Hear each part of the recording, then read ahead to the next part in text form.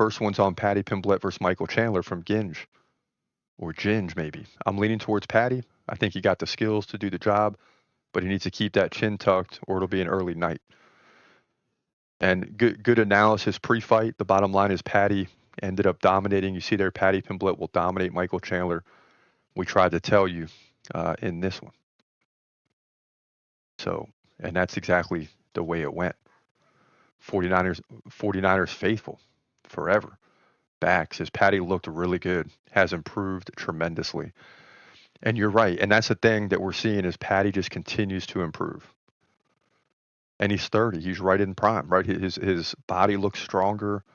It always looks strong, but when you hit that 30, it's like you're a full-grown man at that point, and you got 3 or 4 years in your prime. And he's certainly in his prime right now. And another guy, Chase Hooper, last night is heading in that same direction. I'd love to see that title fight, 3, 4 years from now. We'll see if it comes to fruition. In terms of Dan Ige, Sean Woodson, the horrible stoppage, that's what 49ers faithful forever is saying. Nullifier, Galactus says, yeah, I don't know. I think it's a huge mistake. If they don't fire him, this fight was fixed. It's like Sean Woodson's winning the whole fight, and as soon as he's in a little bit of trouble, the fight's over. First Kings, them judges and refs got paid, man. Dana White needs to leave the UFC. And this has nothing to do with Dana White because this is the commission who hired. This is it's like an independent body. And the fact you have all this technology in the world right now, we got to have 3 human beings making a decision is crazy.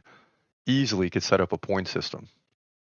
And that's it. And you could see, like I say all the time, in any other sport, you could just see the numbers. And coming down to the final minute, it's going to be a mad flurry, especially if both guys are within 10 points.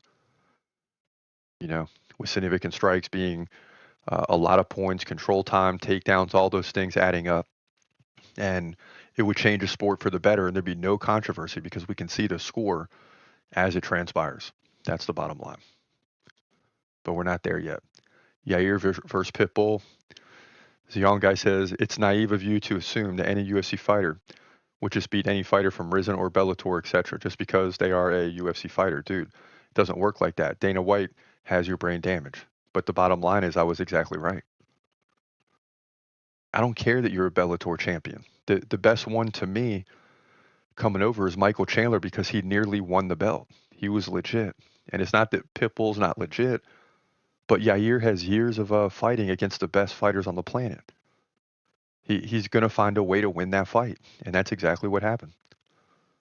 Now, it's not to say that Pitbull couldn't come in and win and surprise us all. It definitely could happen, and it's only going to get tougher because the competition level is getting better and better, but not on this night. And I tried to warn you beforehand. In terms of Dan Ige and Sean Woodson, once again, George K. B says, I like your channel. Also, my guy, this is really good stuff, by the way. Appreciate it. No doubt.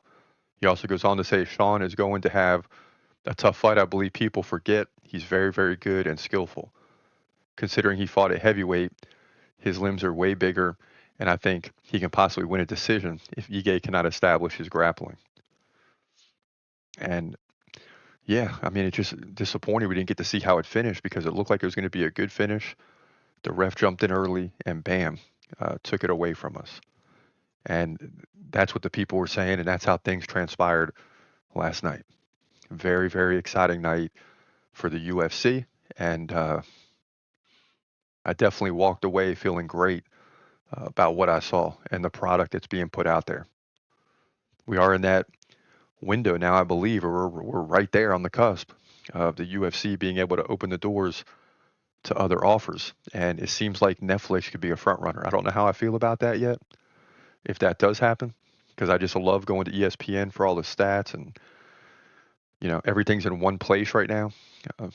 Things will, you're not going to have a place to go for Netflix to see stats because they're not like a sports brand like ESPN. ESPN's all sports. It got stats for days, and I'm just curious how that's going to transpire if they go to Netflix. But we're going to see because we're getting closer and closer to that, and I expect some news in the next 2 weeks to a month on that.